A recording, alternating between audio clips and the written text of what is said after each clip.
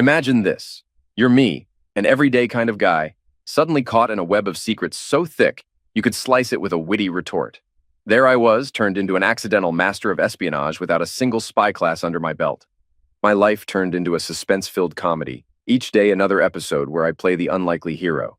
Think MacGyver, but with more Wi-Fi issues and less hair. Armed with just my wits and a collection of too smart for their own good gadgets, I found myself navigating a maze of secrets. Every beep of a device wasn't just a notification, it was the sound of the next plot twist. I wasn't just eavesdropping. I was tuning into a live broadcast of my own life, turning into a sitcom where the laugh track was stuck on suspense. Here I am, trying to piece together clues with the stealth of a cat on a hot tin roof. You'd find yourself chuckling as I bumble through, setting up cameras like I'm staging a YouTube prank gone wrong. So buckle up, because if my life were a film, you'd be gripping your seat 1 minute and slapping your knee the next. Curtain up, spotlight on, and let the chaos commence. It was a late day in the week when I first found out that my world was not as I thought. I came home from work early. Marge, my wife, was upstairs. I thought I'd go up and say hi. As I went down the hall, I could hear her on the phone. Getting closer, I caught the end of the chat. "Yes, love. Today was good. I liked it." Since when does she like work? A room's door was a bit open, so I looked in. She was taking off her clothes while on her phone. She stepped out of her skirt and put it on the bed. She had on black lace pants I had never seen before. I was about to enter, but then she said, "I got to hang up. He might come home. I need to shower first." I watched. She put the phone to charge and took off her shirt. She had on a matching black lace top back to me. She took off the pants, threw them away. The top went next as she moved to the shower. She stopped by a mirror. From where I stood, I could see her in the mirror. What I saw made me shake. I felt sick. In the mirror, her left chest had a love bite. My wife had a mark, and it was not from me. She saw it too and grabbed her chest, touching the mark. "Oh no," she said. "Now I have to hide this." She went to shower while I cried outside our room. I'm David Atkinson. Marge has been my wife for 23 years. We have 2 kids, Julia, 19, and Tom, 18. Marge works part-time at the local Air National Guard base. I'm a chemical engineer. Up until a few minutes ago, I thought we had a great life together. But now it seemed like my wife needed someone else to make her happy. After calming down a bit, I went into our bedroom and tried to check her phone for the last call she got. But to my surprise, her phone had a password.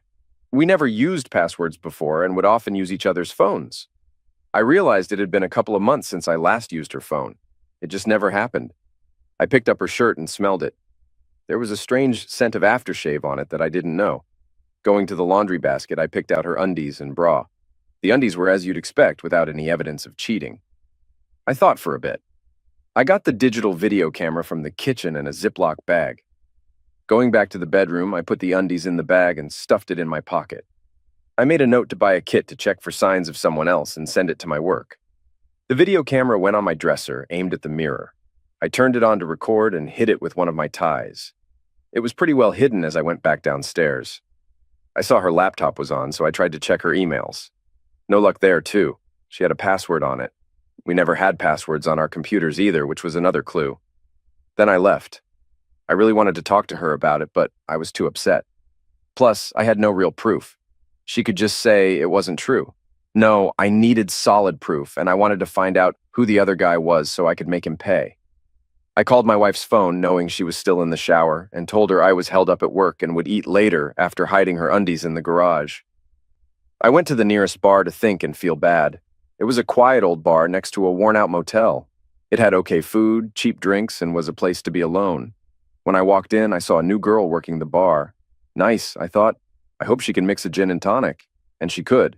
Her name was Mary. It was her first day. And I liked chatting with her. She was a mom, had been married once, and was trying to get by. I got home around 11 p.m. The house was quiet. Everyone was asleep. I went to our room to change. As I was putting on my robe, Marge woke up. "You're late tonight." "I'm sorry to wake you," I said. "Had a long day?" Then I told her, "I'll make it up to you if you've missed me." She yawned and said, "I'm just too tired now. Maybe in a day or two." "It's a date," I said. "I'm going to wind down for a bit, then join you. Good night." She said night, and I grabbed the recorder. I went down to my computer and plugged in the camera. I noticed that we went from being close a lot to just once a week. And in the last month, only on Saturdays. I skipped the video to when the bathroom door opened. She checked herself in the mirror closely. I saw a mark. She picked out pajamas for later. Odd, since she usually sleeps without clothes. I saved the video and cleaned the camera. After hiding it, I went to bed. On my way, I turned the heat up. Let's see if she likes her pajamas now.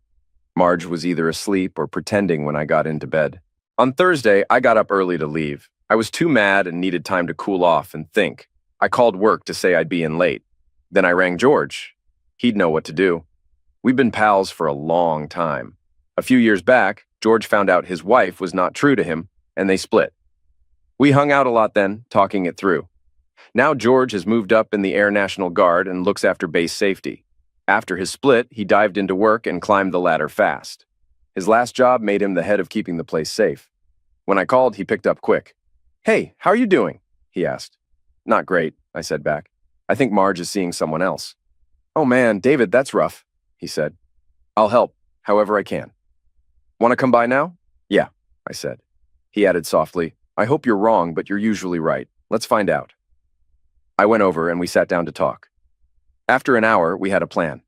George gave me 5 small sound recorders like the ones he used before. I went home. Marge's car wasn't there. I put 4 recorders in the house and kept 1 for her car. The place felt colder than before. The heat was turned down. Maybe Marge felt hot last night. I looked around her closet. There were new clothes I hadn't seen, bold ones. Maybe she bought them but then felt shy about wearing them out. At the back of a drawer, I found lingerie that was new to me. Some were torn like they were ripped off. That made me feel really bad. I stared at them for a long time. Then I went to work, leaving at 3. I rang Marge's cell and left a message saying I was held up at work and wouldn't make it home till late. When I finally got home that night, I sneaked the last voice bug into Marge's car and then hit the hay. I made sure to hit the sack after Marge on Friday night, too. She was either out cold or playing possum. I checked the voice bugs that evening but got nothing juicy. Early Saturday, as usual, I fed the kids their breakfast, so Marge could sleep in. Sunday would be my turn to snooze late. After the kids scampered off to watch TV, I cleaned the kitchen and zapped Marge's breakfast in the microwave. Next, I hooked up the Allen cable to my laptop, logged in, and cut off the Wi-Fi. I left Marge a note by the microwave saying I was outside and then got to work in the yard. About 2 hours later, Marge came out fussing about her laptop not picking up the Wi-Fi. We went inside. I tried my laptop acting like it was fine and said we should check hers. She seemed edgy and stuck close by her laptop and me. I faked some tech moves until she got bored and drifted off. Every time she left, I snuck a memory stick into her laptop and set up a spy program. The moment she left again, I programmed it to log every key hit, snap a picture of the screen every 30 seconds, track all websites she visited, and grab her emails, even the ones thrown out or sent. Once she wandered off again, I fixed the Wi-Fi from my laptop, checked her laptop was online again, and went to show her. I told her the hard drive was a mess. I showed her the cleanup tool and said to hit this button when she was done for the day to let it run all night. That way, my spy tool would also send me all it caught. She wrapped her arms around my neck, gave me a kiss, and with a wink said, "Thanks, big guy. How can I pay you back?" I grinned, gave her a light tap on the backside, and said, "How about you wash my car?" She looked like she was expecting something else. I pecked her cheek and joked, "Just kidding. Back to work for me." She seemed puzzled as I left, back to cutting the grass. I knew I was being foolish, not tonight, but I couldn't let her think I was on to her without any proof. I had to act normal for now, so I decided to work hard this day and be too tired for anything at night. We watched movies with the kids later. Marge cuddled up close and it felt nice. She got a bit playful a few times during the movies. When the second movie was almost over, I took the chance to grab a drink and sneaked one of Marge's Xanax, thinking it would knock me out in about 45 minutes. Sure enough, 15 minutes later, Marge had to wake me up. I said I was beat from working all day and headed to bed. Marge looked let down, especially when the kids wanted her to stick around for another movie. I passed out, not knowing when she joined me. Sunday is my day to sleep in, yet I was up at 5 a.m. I didn't want to be there when Marge got up, avoiding any early surprises, and it was time to check on her stuff. I turned off her alarm as I left and fired up my computer. It hit me that skipping out on SEC would make her suspicious for sure. I booted up the keylogger program and put a password on my computer. I found about 500 emails in a secret folder, so I started digging in. The keylogger showed the oldest emails first. I was looking at messages 6 months back. Among them, I found 2 from someone named Bill Perez. He had his own web name, but the chats were about her work. Maybe they work together. Or maybe this is the guy I found an email from, sent 4 months back with the title, "Hey, hot stuff." I read it. It wasn't too bad, but it felt like this guy was trying to win her over. He got his name on the internet. A quick look showed he had no website. I sorted by date and saw 6 from Old Willie, sent yesterday. No shock, Marge was glued to her laptop. She was scared I'd open her emails. I opened the newest one and read as my world fell apart, starting from the end where she was mad at him for leaving marks on her and how tough it was to hide them from me. He just said, "Tough luck, get over it and forget your husband." Her mad reply came 14 minutes after. One part was telling. She said, "I know you don't love your wife, but I love my husband. I don't want to hurt him or our marriage. It's bad enough I've not been close with him much. Now with your marks, I can't even let him see me without clothes. I'm not seeing you this Wednesday." Interesting. But it changed nothing. The next 2 were him saying sorry, saying he'd be nicer, and offering a trip somewhere sunny if she could sneak away. He said he loved her a lot. The last one from her was glad he got her point. She would only go on trips with her husband and was skipping their Wednesday meetup. She thought it'd take a week for the marks to go away, and then she'd spend time making things right with her husband. Other emails told more. They had been together for 2 months. They met at a local hotel where his work had a room for sales guys to use. One email told her how to get there. It said the company had room 187 for 2 years now. It was the motel across from the bar I was at before. Then a new email came from him. It was an answer to one she sent last night, and it made my head spin again. She had sent him a message saying she needed to see him this week and they could meet Wednesday at 1 p.m. She asked him to be soft this time. His reply was all sweet talk, saying how great she was and how he would make it nice for her. Right then, I knew they both had to face what they did. I needed to plan and would need George's help. I sent the emails that could help to George and started to make breakfast. Marge came down around 9:30 and was glad I let her sleep. I told her it was okay since I went to bed early last night. She hugged me and said, "Don't work too hard today. I need you tonight." I didn't listen to the last part and told her I just had a bit more work to do. I moved away and said I should start. As I left, I saw her look worried. She tried to hide it when she saw me looking.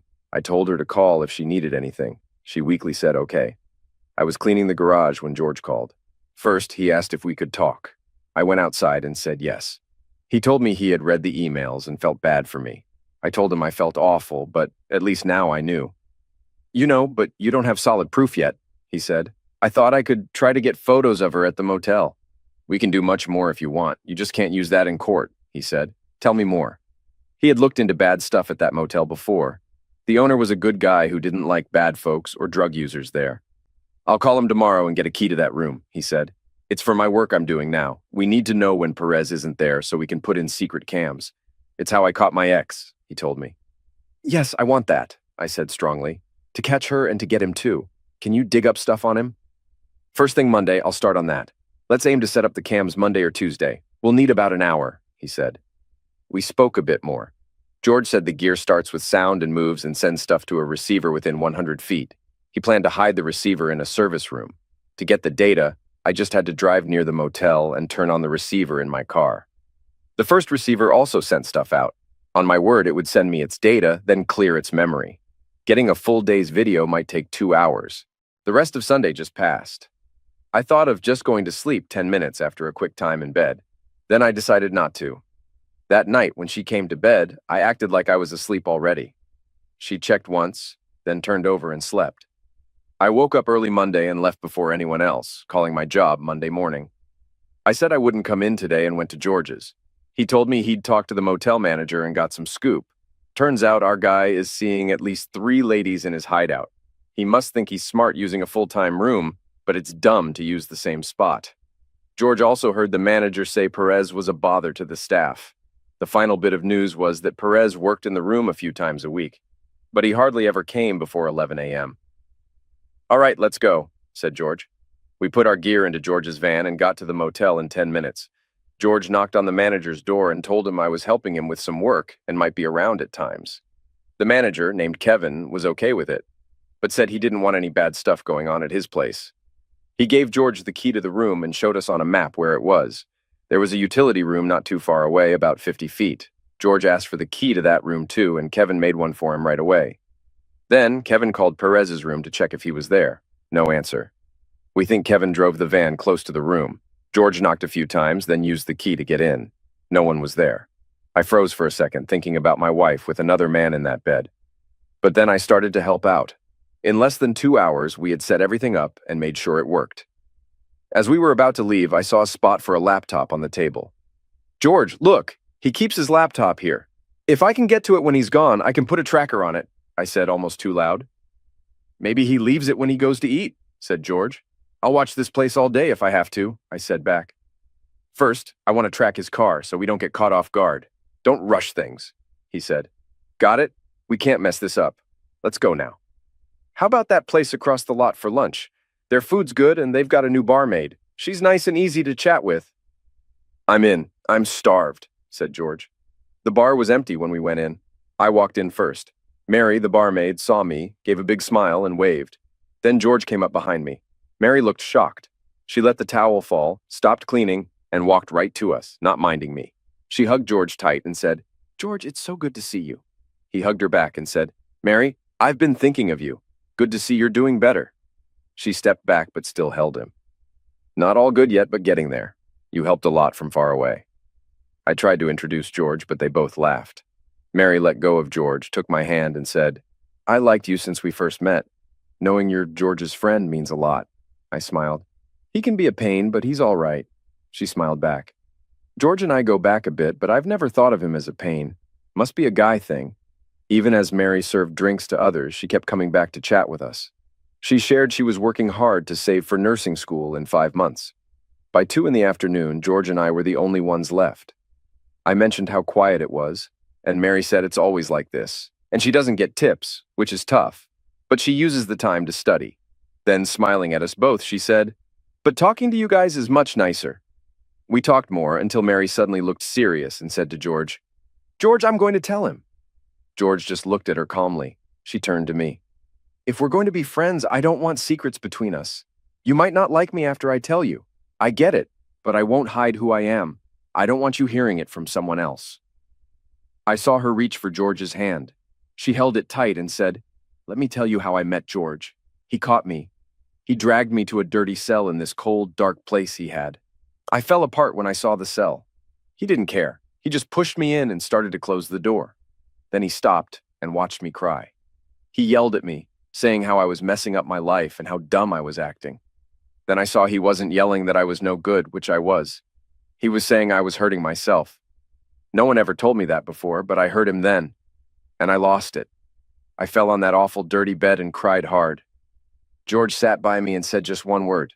She looked at me with tears and said, "He asked me why." Just that.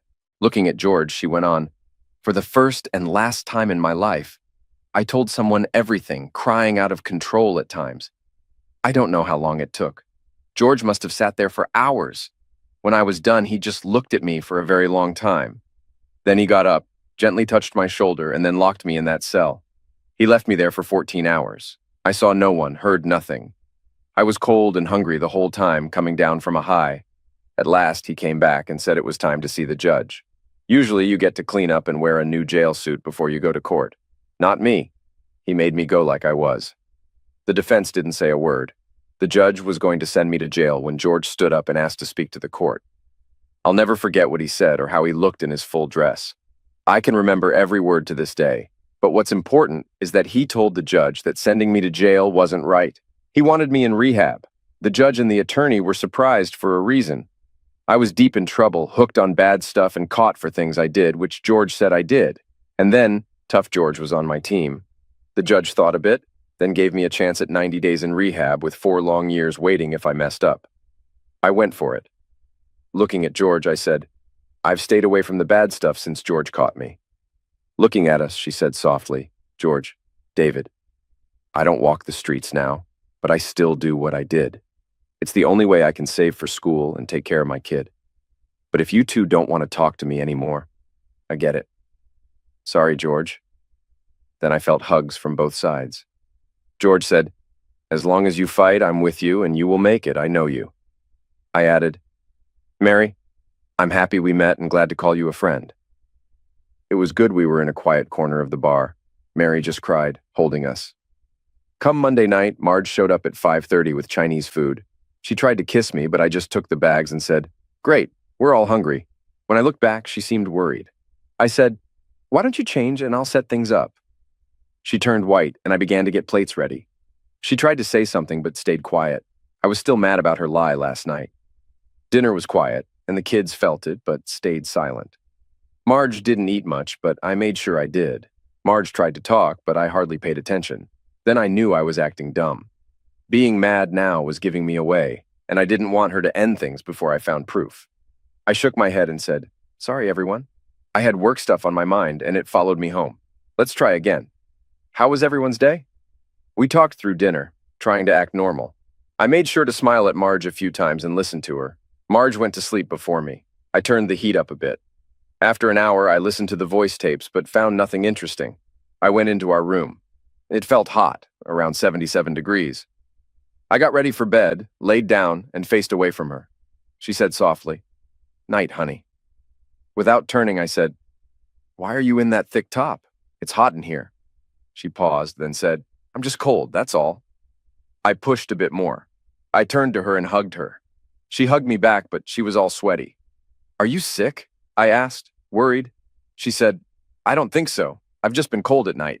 I pulled her close and said, "I know ways to make you warm." She tensed and said, "David, I'm sorry. I'm just too tired." I turned away and said, "It's okay, Marge." She moved closer and said, "I'm too tired tonight, but how about Wednesday? It'll be a light day for me. I'll make it up to you then." I just murmured, "It's fine." After a bit, she went back to her side. It was awkward Tuesday morning. I left for work as usual.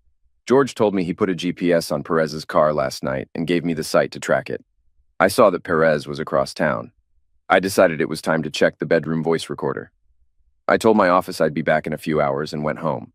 Marge heard from her best friend Ashley Monday morning. Right away, Marge told her she had an amazing time this weekend. Ashley was excited. "Did you hook up with Will this weekend?" Ashley wanted to know. I wondered if her man Mike knew and kept it from me. That jerk. No, I wanted to be with David this Sunday night, but it didn't happen. I planned to be with him Saturday night like we usually do, but he was out working all day and was too beat," Marge said. "Is David better in bed than Will?" Ashley fired back. "Yes, being with David is always better," Marge said. "Then why are you with Will?" she asked, sounding amused. "It's different," Marge said. "David loves me. I feel so secure with him. Will just hits it raw. It feels good, but I never want David to treat me that way. But both are good." I know it sounds weird, doesn't it? It does to me, girlfriend. It's the rush, the raw heat, spreading your legs for someone special. I know. That's why I started seeing Brian Sears last year. Special, I know. That's why I started seeing Brian Sears last year. Then she laughed. Plus, he's got that big size. Marge laughed too. And yeah, that's why you stopped with him. That big size made you walk funny. God, I was always sore after being with him. It's gentle, but it's a thick one. It's fun to play with and just look at and go, damn. Then Ashley added, "Hey, next month Mike will be gone for 5 days. I think I'm going to let Brian have me on the first day. I'll be sore for the next few days, but should be okay when Mike gets back." Really? Damn, I thought you were over him. I was. Since last year, I thought Mike was suspecting something, but Brian and I keep in touch. With Mike away for 5 days, I thought I'd treat myself. "You have to tell me everything," Marge said. Ashley replied, "Only if you spill on Wednesday with Will and David. All the spicy details," Marge said. "Deal?" Then Ashley asked, "How's your boob?" Marge said, "The mark is getting lighter, but I can't let David see it for a few more days. I've been changing in the bathroom and wearing flannels at night." "He hasn't noticed?" Ashley asked. "Be careful. Did he say anything about no sex?" "No, but I need to handle that." She laughed and said, "I never got to do this before, but I want to be with David on Wednesday night. I never had 2 guys in one day before," said Ashley. "I've done it a few times. It's really exciting. Just make sure you get a cleanup kit before you go to see David. It cleans deep." Marge said she would. Then they said, "Bye." "No way, Marge." Mean girl. And Ashley was mean too. Should I tell Mike and maybe ruin his life? That's just bad. Then I thought he might be mad for not telling him. He'd want to know like me. I'll give him this tape after I deal with Perez. The next important call was from Ashley again this morning. Their talk sounded different from Monday. Marge called and said, "Hi, Ashley." Ashley noticed Marge's mood and asked what was up. "David saw that I wore thick pajamas and shut the door to change. He asked about it when we went to bed. I said I was cold, but Ashley, it was so hot. I sweated all night in those thick pajamas. I don't think he bought it, but he didn't say more. Then David wanted to be close, but I couldn't let him see the marks. I had unplugged the nightlight on Sunday, but David fixed it, so I said no again. He was upset. I tried to fix it by saying we could be close this Wednesday, but he didn't seem to care. We just lay there, so far apart. And worse, I kept thinking about being with Will, not David. I saved that file. I didn't need to listen more. I looked up how to check for other men and ordered a kit to my office. Next, I went to the motel.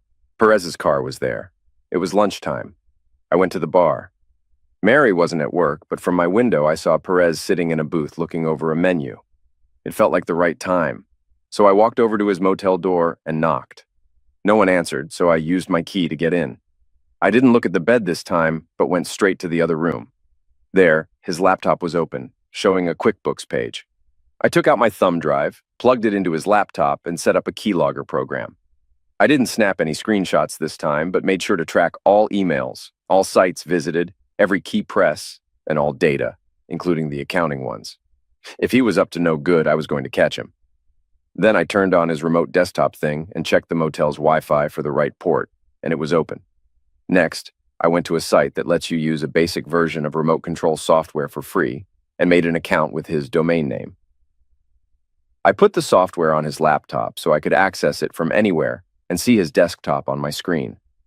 The site keeps track of IP addresses, showing it was set up from the motel's network. I hid the icons from the desktop and start menu. I brought the QuickBooks page back up and left the room fast. Heading back to the office, I put in a few hours of work and got home feeling pretty good. I was all smiles and helped the kids and Marge. She seemed worried when I first arrived, but calmed down after seeing me act normal. Around 10, she said it was bedtime. I told her I had to finish up some work and would head to bed later. "Great. See you in the morning," she said. "Yeah, great," I thought. "Sleep well for your lover tomorrow." I had tons of data to sort through, the recordings, files from Willie's and Marge's computers, and the phone data. But not tonight. I put the car recorder back in Marge's car after I took the data. She might have been asleep or just acting when I slipped into bed. I stayed as far away from her as I could and tried to sleep, thinking about what would happen tomorrow. Marge was up before me the next morning, which was okay by me. My stomach was in knots because I knew she was going to cheat on me again today, and I would have to watch the tape of her with another man. When I went to the kitchen, she was almost done making breakfast. She was all dressed up for work, too. "You're just in time, dear, and good morning," she said. I made a sound and went for the coffee. After I took a couple of sips, I looked at her and saw she was confused. "Sorry, I'm still half asleep," I said. She said, "Okay, you're just not yourself in the mornings. Now you know how I feel most days." I didn't say anything, just sat down and drank. The kids came in, and she started to put food on plates. I usually help her when she cooks, but not today. I didn't look at her, but noticed from the corner of my eye she kept sneaking peeks at me. She stopped and looked at me hard. I didn't see it. I was looking at the door. Right before I left, she blocked my way, looking worried, and said softly, "David, is something wrong?" I looked at her blankly and said, "Not that I can tell." Then I hugged her tight with love. She sank into my hug, relieved, and said, "I'm glad. I was worried." I said, "I love you and can't think of life without you, and there's no one else I want to be with." I paused, then said, "I hope you feel the same about me." She got stiff and made a crying sound, holding on to me tighter, and said, "Of course I do." Then she whispered, "And I plan on making you really happy tonight." I pulled away hard and left without a second look at her. I drove to the motel and started downloading the data as I waited for Marge to head to work. I got back home just after 9 in the morning. I spent all my time in the parking lot, lost in thought about how to face the day. How was I supposed to act normal around her? What was I going to do? How could I bring myself to watch the video of her with another guy? Getting the data from the bugs took some time. I roamed the house with no direction as it transferred. I just couldn't see myself talking to Marge tonight, or even worse, sharing a bed with her. I began with his emails. After a few hours, I picked up on a few basic things. He ran 3 companies that bought stuff cheap and sold it to the local military base, some big companies, and the government. It looked like he was cheating with 5 other women besides my wife, the sneaky jerk. He had a bunch of emails about product quality and details. I saved a few emails to look into later. Not much yet, but it was a beginning. Next, I copied his 3 QuickBooks company files and used a keylogger to find out his usernames and passwords. Didn't get much from that either. I'm no expert in finances. I did notice in the expenses that he had 6 company cards. He even wrote down the card number in the notes for each. Listening to his phone chats was a long job, but it ended up being really useful. I started to connect some dots between some emails and his phone talks. One call was from someone in a busy shipping department. He mentioned a problem with the last order because it had repeating serial numbers. Even worse, all new orders had to have unique serial numbers. Perez was mad about that and made it clear he was not happy. The guy on the phone said the new checking software would catch all sorts of problems, and they had to be careful. After Perez hung up, he went online and bought 2 fancy printers and stuff for them. Then a guy who sells things called him.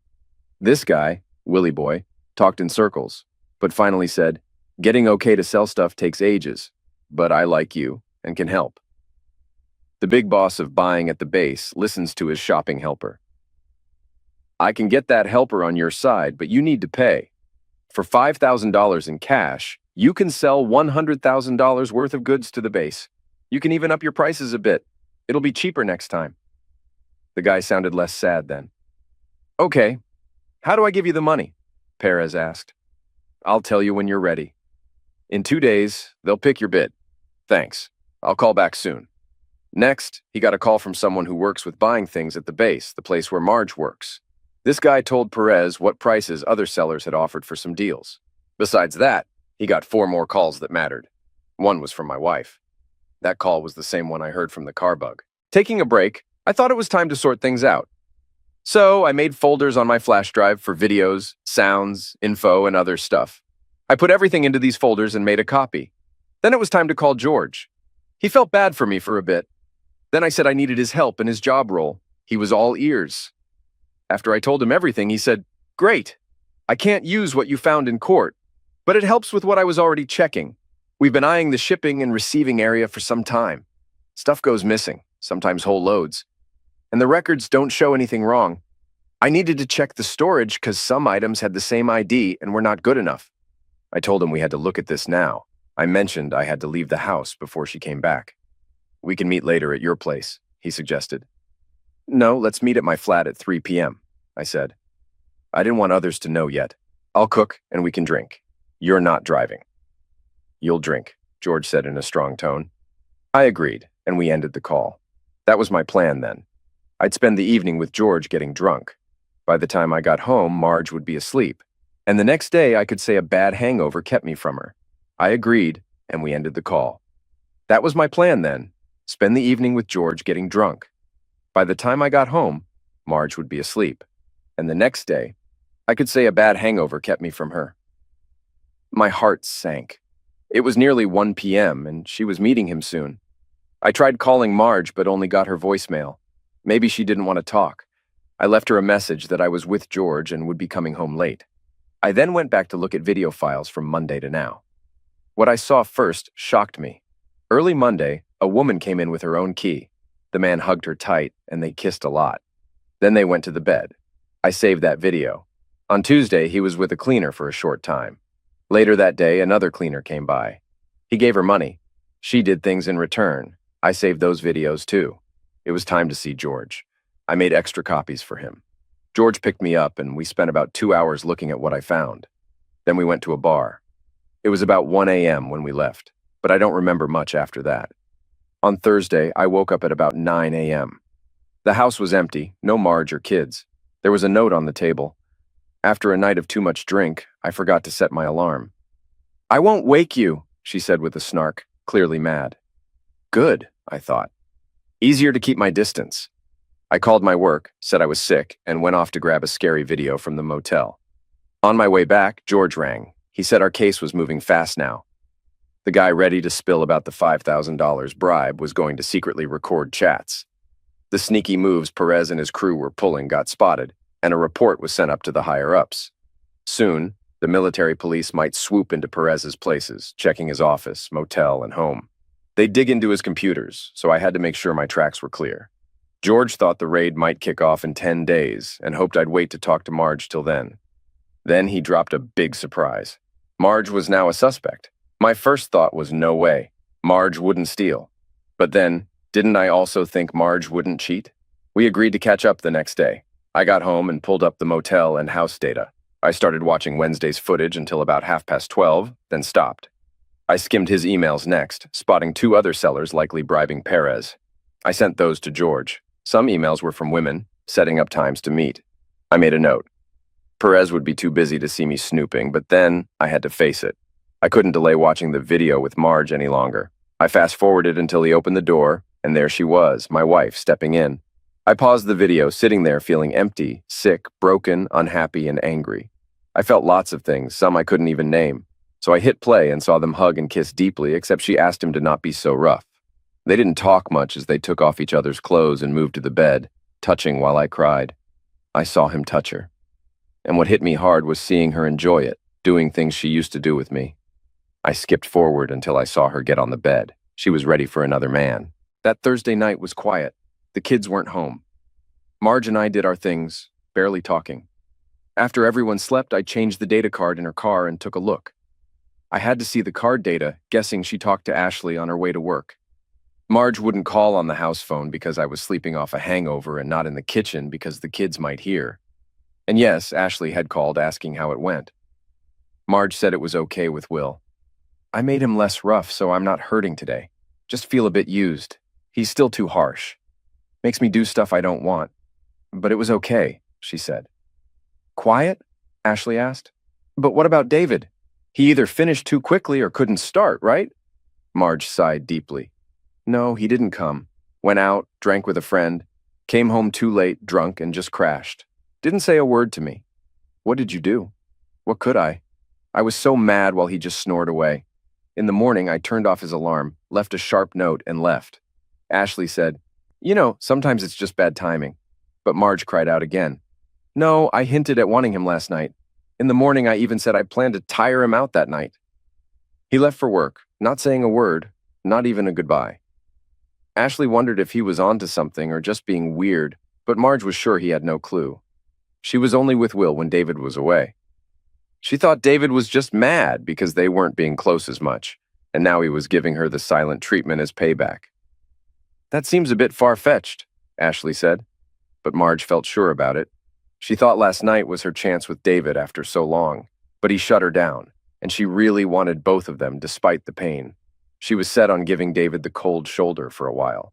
Ashley half laughed. Marge, it's your own wish to have them both, not his fault. Let it drop for now. She pointed out that David probably felt left out not being close, and Marge needed to fix that before dreaming about having both men. Marge said that's what she was aiming for, more time with David. But you made it about what you wanted, not what he needed, Ashley pointed out. You're right. Now what? Marge responded. Just drop it, advised Ashley. Maybe he didn't mean to ignore you on purpose, just think he didn't and let it slide. David might come around tonight. Marge hoped she had somehow made Ashley mad enough to leave her alone, but then Ashley called again. Why do you let Will make you do things you don't want? Ashley asked. Marge said Will was just very pushy. She managed to make him a bit gentler, but he's still rough around the edges. Like, what does he make you do? Ashley pressed. Just one thing, Marge replied, a bit unsure. Yesterday, he made me kneel on the floor, my head back against the bed. Then he pushed his stuff into my mouth and moved fast. But he did it so hard, it felt like I was hitting my own lips every time he moved. Being against the bed, I couldn't escape it. That's rough, Ashley said. He also enjoys dirty talk and wants me to say, well, very dirty things. It seems silly to me, but he likes it. Men, Ashley said. Yeah, Marge agreed. I think he thinks those adult movies are real. He wouldn't stop until I said in a super sexy voice, I love your bits. After I said it, it got better. Weird. On Thursday, Marge tried to start something, but I didn't go for it. It was nearly 2 a.m. when I finally went to bed and she was asleep. Sorry, Ashley, you were wrong. I got up early Friday and went straight to work. I left around 3, took the test kit with me, and went to the motel to get Thursday's and today's videos. Mary wasn't at the bar, but I grabbed a drink while waiting for the data. When I got home, I started transferring the files and then used the test kit on Marge's underwear. It tested positive, but that didn't change things. I had enough time to watch the new videos and was shocked again. In the first video, a young woman in a military uniform entered his room. She appeared young, possibly around 20 or 21, and petite. They shared some wine. Eventually, he initiated more intimate contact, touching her as they kissed and embraced. He began to undress her, but she soon hesitated, expressing her discomfort and stating that she didn't want things to proceed further. She attempted to leave, but he forcibly kept her there, escalating the situation. She resisted, trying to escape, but he restrained her and became aggressive. I couldn't watch. I shut the file and ran to throw up. When I felt a bit better, I made a copy for George to see. Then I opened another file. This time Mary came in. He gave her cash and they hooked up. She had said she was a hooker, but it was still odd to see. 2 more files caught my eye, both new from today. In one, he called Marge, asking her to come over. She laughed but said yes. In the last one, Marge came, they kissed, and she did stuff. Then she left like it was nothing. I saved these for George too. I called George and said we needed to meet fast. He suggested coming to my place, but it was risky. We met at his workplace. I got there quickly, gave him the drive, and told him, "The first one's the worst. Sorry you have to see it. I'll wait in my car." After a long while, George came out and joined me. He said, "I'll find out who she is, and Perez will regret it." Then he added, "Let's go. Not for drinks, but for answers. For Mary." Mary was at the bar, but not working. When she saw us, she waved to the bartender for 2 gin and tonics. After he put them down for us, she hugged George, gave my hand a squeeze, and said, "Hi guys, always good to see you too." Without thinking, I said, "Hi Mary, nice to see you." George looked at her intently and asked, "Mary, what's up?" Her face fell and she said, "George, you got it right again. I got sick with bad diseases from CC. That's why I can't work at the bar. I'm sick and don't want to make anyone else sick. I'm done selling my body, and I'm done with school. I'm just going to get by without being a nurse or selling myself." George cut in fast. "You're not done with school." Mary dropped her head and said, "No, I can get by with this job if I don't save for school. Good enough for now." George got mad, took her arm, and said, "No, it's not good enough. You dreamed of being a nurse that day in jail, and you've been working towards it every day. I'm glad you're done selling yourself, but I won't let you just give up." I said, "We'll find another way, Mary." She looked at us, tears in her eyes, and said, "I couldn't ask for better friends, but I can't, and won't ask you guys to help. That would not be right." George and I gave each other a look. I said, "Fine, you're not asking, and you can't stop us, so we're not talking about it anymore." We laughed, and then I brought up something new. "George," I asked, "any jobs opening at the base?" Before he could say anything, Mary got serious. "Guys," she said, "there are 2 things you need to know. First, I know you guys were keeping an eye on Will Perez. I can see his room door through the bar's front windows, and I hope you catch him soon." George nodded, stone-faced. "The first thing I did after finding out I got sick from him was to make him sick too." My jaw hit the floor. "Why?" She looked at me sternly. "Because I wanted to make him feel bad." In a dark voice, George asked Mary, "What did he do to you?" "Nothing to me, but he hurt a young woman. No, a young girl. I saw her walking funny out of his place when I was on my way to work. She could hardly stand. I tried to help her. She was crying. Her face was hurt and red. Her dress was ripped. She only let me walk her to her car. Then she drove off." Mary then told George, "She might have been 20, and she wore a suit that showed she was in the Air National Guard. She's one of your people." "I know," George said. "I'll find her and make sure she gets help, and he will wish he never did what he did." Looking at me, he said, "And I think David has some secret plans he hasn't shared yet. We can talk." I went to sleep close to midnight. Marge was already asleep, and now George knew all about what I was thinking. He also wanted to see if Mary could work in base buying stuff. They needed to fill some jobs soon. Saturday was quiet. Marge and I didn't talk much. We watched a movie as usual, but when I came with drinks, Marge sat in the middle of the couch with Tom and Julia by her side. Normally, Marge and I sit together, and the kids sit next to us on the couch. I took a chair, seeing Tom and Julia looking puzzled while Marge seemed proud. Marge went to bed early. I used the time to check the voice recorders, but found nothing. She got an email from Perez saying thanks for Friday and that he couldn't wait for next Wednesday. We didn't really talk on Sunday. We just acted like everything was normal. I went to sleep a bit before Marge and saw she still went to change in the bathroom. She had to know her lies and cheating were hurting us badly. She slipped into bed quietly, but with a bit of a jerk, making sure I felt it. I kept quiet when she turned her back to me right away. That was okay by me. She could keep her sickness. On Monday, George gave me a call. He said they found the lady who was attacked. She ended up at a local hospital, and after some chat, she was ready to speak out against Perez. He also told me they were going to storm in next Monday morning. He hoped I could steer clear of Marge this week to avoid any slip-ups with Perez. I agreed and said I'd tell Marge I would be out from Wednesday to Sunday, but in truth, I'd book a room at the motel and work out the plan I told him about. Next, I rang up Kevin at the motel and got the room right above Perez's for 5 days. At dinner on Monday, I told Marge and the kids about my supposed trip from Wednesday to Sunday. Julia and Tom were bummed. Marge didn't show much of anything. Tuesday, Marge and I hardly spoke. After everyone went to sleep, I packed a bag and placed it in my car. I checked the voice records. One chat caught my ear. It was Marge talking to Ashley this morning. Marge said, "Ashley, that jerk is messing up. Will or David?" Ashley sounded confused. "David?" "Talking to Ashley this morning." Marge said, "Ashley, that jerk is messing up. Will or David?" Ashley sounded mixed up. "David? We've been off or just not talking for days. He said last night he's going away Wednesday morning and won't be back till Sunday. So I won't get to have fun with both on the same day." Ashley went, "Marge, you need to sort things with your husband before dreaming the big dreams. This is dragging on too long." "Yeah," Marge went on, "if only David would stop being so annoying, I'd make his day. I don't get why he makes things hard." Great, so she's messing around, and I'm the tough one, I thought. I saved the file anyway. I went to work early on Wednesday, but left at noon to check into the hotel. I took the video equipment from my car and set it up with 2 laptops in the room for the next few days. This way, I could watch the live feed and use the internet at the same time. Then I waited until about 1. Through the window, I saw Marge arrive and walk to her room. She had her laptop with her and turned on the live feed. I saw her hug and kiss Perez. She said she needed to check her email first and then started her laptop and hooked it up to the hotel's Wi-Fi. They both were busy on their computers for about 10 minutes. As soon as she said she was done, he lifted her up and carried her to the bed. As he put her down, he said, "I need to be with you, baby." She pulled him closer for a kiss and said, "And I need you to be with me." I turned the volume down and logged into Perez's computer from afar, and from his, I got into Marge's laptop while they took off their clothes. Then I got busy. They were together, rough and intense, for nearly 2 hours. Then they slept, holding each other. They woke up around 5 p.m., which left me 4 hours to snoop through their computers. When they began to stir, I logged out but kept watching. She woke first, glanced around, saw the clock, then him. She nudged him awake, saying, "Will, wake up, honey. We dozed off."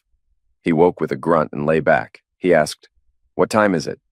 "A bit past 5. I gotta go," she said. "Me too," he replied. "Promised my wife a dinner out." She lightly hit him. "Hey, I don't want to hear about that. I hear too much about your husband and kids. Don't forget," he said as he began to get up. She held him back. "Honey, sorry I said that. I do love my life. Just sometimes I'm jealous thinking of you with your wife." "I know, baby, what we're doing is tough for us," he said. "I'm happy you haven't been with your husband lately. I like thinking your body is just for me," she said back. "It's not yours. I choose to share it with you. But I love my man, and I need to make things right with him. I've been ignoring him for weeks. I do love being with you. Please know you make me feel so good. But I can't mess up my marriage." He stepped back and said, "Hey, I can't let my wife find out either." As he stood up, he said, "Man, my shoulders hurt a lot." She was shocked and said, "Will, I'm sorry I scratched you. I really am." He went to see his scratches in the mirror. "Man, you really got me good," he said. "I'm so sorry," she cried, getting out of bed, then cried out in pain as she stood. "Oh, I'm sorry." She touched her sore spot and screamed, "You jerk, you said you'd be nice." Then they had a bit of a tiff and got dressed. Both were quiet. As they got to the door, he pulled her for a deep kiss, saying, "I really do love you, baby, but we gotta be careful." They left quietly without holding hands. I watched her walk to her car and leave. I stayed in the room, knowing she wouldn't come back for a while. My first goal was done. Now for the hard part, waiting for next Monday. Until then, I could do more snooping on them. On Thursday, she called the hotel guy, booking the same room for 1 p.m., and then left for work. Friday, I stayed away from the house. As I walked out, I told Marge I'd be away till Sunday. She kissed me, saying, "I can't wait for you to be back." The kids hugged me too. I got to the hotel, hoping to find more juicy stuff. I spent Saturday looking for emails, messages, phone calls, anything that might give me a new lead. Nothing new, just a few chats between Marge and Ashley. Sunday the same. I left on Sunday night hoping everything would go smoothly on Monday. Monday morning I got up early. I made breakfast and told Marge I'd be back home later. She said okay, and after a quick kiss, left for work. I called George, telling him we needed to get everything set. He agreed, and we went straight to work. At the base, I was with George in his office when he got a call. The raid was happening. In about 30 minutes, we saw soldiers rush into Perez's place. He was caught red-handed. In his office, they found forged documents and boxes of goods ready to be shipped. They also found proof he was paying off the guy who was telling him about the other sellers. Perez was arrested, and it was all over the news. The military police coordinated with local law enforcement and the FBI to ensure the operation went smoothly.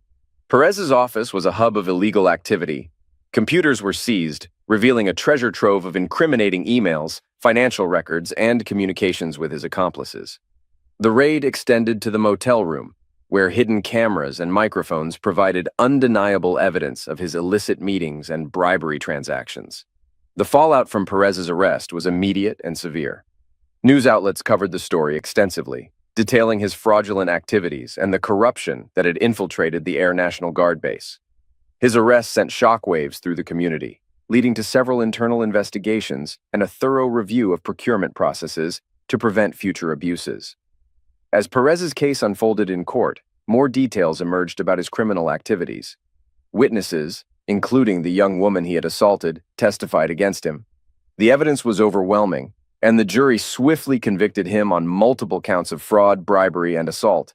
Perez was sentenced to 20 years in federal prison without the possibility of parole. His name became synonymous with corruption, and he was stripped of all honors and titles associated with his career. Meanwhile, I had to confront Marge about everything. When she arrived home, I was waiting for her in the living room. She looked surprised to see me there so early. "David, what's going on?" she asked, sensing the tension in the air. "Sit down, Marge. We need to talk," I said, trying to keep my voice steady. She sat down slowly, her eyes filled with confusion and fear. "What is it?" "I know about Perez. I know everything," I said, looking directly into her eyes. Her face went pale, and she seemed to shrink in her seat. "David, don't. I saw the videos, I read the emails, I heard the phone calls. There's nothing you can say that will change what you've done," I interrupted, my voice shaking with anger and pain. Marge broke down, tears streaming down her face. "I'm so sorry, David. I never wanted to hurt you. I love you. I was just so lost and confused. Please, you have to believe me." I took a deep breath, fighting back my own tears. "Marge, it's too late for apologies. You broke our trust, and there's no going back from that. I want a divorce." She sobbed harder, burying her face in her hands. "Please, don't do this. We can work through this. I can change." But I had made up my mind. "It's over, Marge. I can't live like this. We need to think about the kids and what's best for them. We need to move on." After watching the videos of Marge with Perez, I decided to send the evidence, including her underwear, to a clinic for testing. The results were shocking. The clinic found DNA from 5 different men, and Marge had contracted an STD. When I informed Marge about this, she was devastated. She went to the clinic and spent a fortune on treatment. I also got tested and, thankfully, was free of any STDs. The next few weeks were a whirlwind of legal proceedings and emotional turmoil. We agreed on joint custody of Julia and Tom, ensuring they would spend equal time with both of us. We sold our house, splitting the proceeds evenly, and divided our savings and possessions fairly. Marge moved into a small apartment nearby, while I found a new home for the kids and me. The divorce process was painful and drawn out. We had to attend mediation sessions to work out the details of the custody arrangement and the division of assets. Marge agreed to attend therapy, and I did the same, hoping to cope with the emotional fallout. We both wanted what was best for Julia and Tom, but the road ahead was anything but easy. Julia and Tom were understandably devastated by the news. We sat them down together and explained what was happening, assuring them that we both loved them and that none of this was their fault. They were shocked and hurt, but we promised to make the transition as smooth as possible. Marge struggled with guilt and regret. She moved into a small apartment nearby and focused on repairing her relationship with the kids. She attended therapy to work through her issues and sought to rebuild her life. We maintained a cordial relationship for the sake of the children, attending school events together and ensuring they felt supported by both parents. Life after the divorce was challenging, but it also brought new opportunities. I took some time off work to focus on my mental health and to be there for Julia and Tom.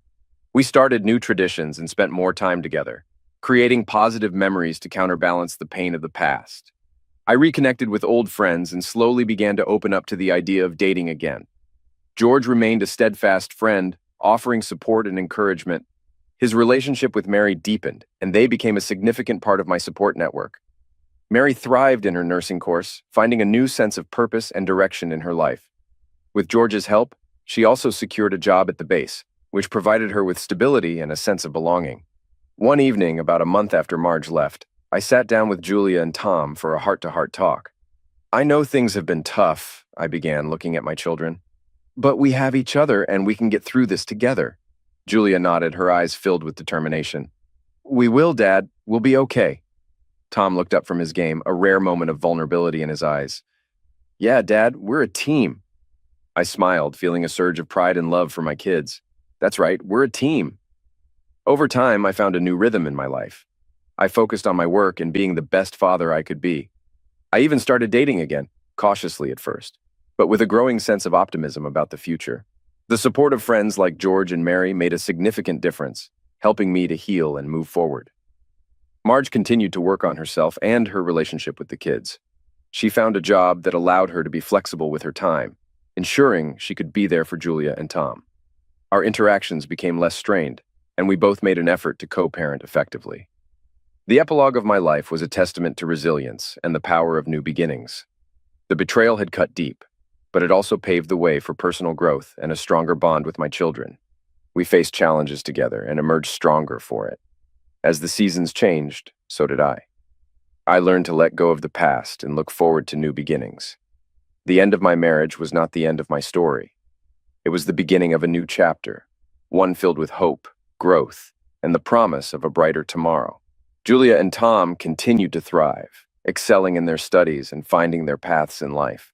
Marge and I found a way to coexist peacefully, ensuring our children's well-being remained the priority. In the end, Perez's downfall served as a stark reminder of the consequences of greed and betrayal. His actions had far-reaching impacts, but justice was served. My journey, though painful, led to a place of healing and renewal. With the support of friends and family, I rebuilt my life, ready to embrace whatever the future held.